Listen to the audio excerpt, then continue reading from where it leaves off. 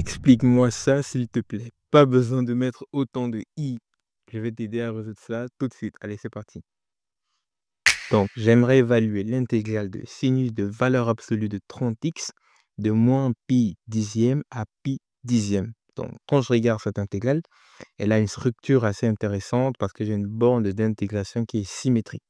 Il y a un théorème assez fondamental qui me donne des petites astuces pour aller plus vite quand j'intègre une fonction f de x sur des bornes qui sont symétriques, c'est-à-dire de moins a à a.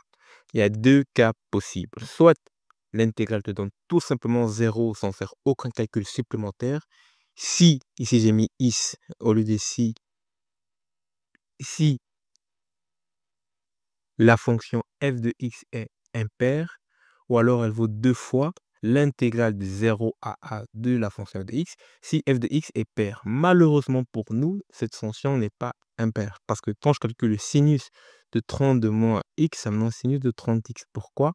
À cause de la valeur absolue. Donc la fonction est bien et belle paire. Mais c'est pas grave, parce que ça peut quand même un peu simplifier la chose. Donc à la fin, cette intégrale de moins pi dixième à pi dixième revient à faire deux fois l'intégrale de 0 à pi dixième de sin de 30x, sans oublier les valeurs absolues. Donc, généralement, quand on voit les valeurs absolues, ça fait peur, mais si, pas raison de s'inquiéter. Parce que là, je sais que le domaine d'intégration est de 0 à pi dixième, donc x est tout le temps supérieur à la 0. Et par définition, c'est quand x est positif, alors la valeur absolue de x peut se simplifier comme x tout simplement. Du coup, à la fin, on va faire deux fois l'intégrale de 0 à pi dixième de sinus de 30x dx.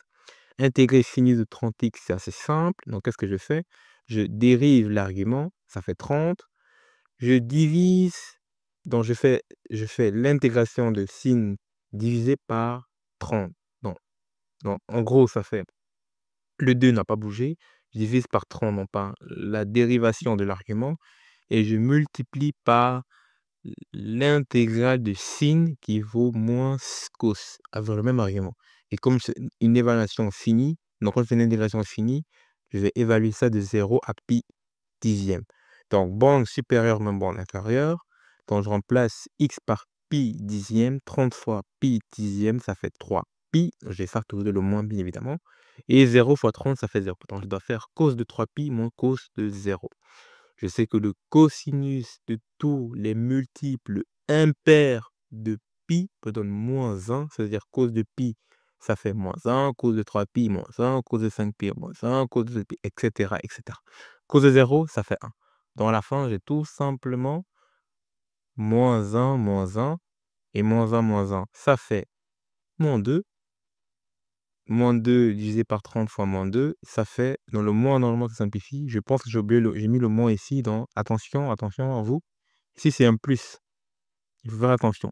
Ici c'est un plus. Je sais pas pourquoi j'ai encore oublié le moindre. Donc, moins fois moins ça fait plus, 2 divisé par 30 ça fait 15, donc 2 quinzième. Mais c'est tout. Et si pas plus une constante, parce qu'il y a bien d'abord une intégration. Donc c'est tout pour cette vidéo, assez simple, c'est Djibril. Salut!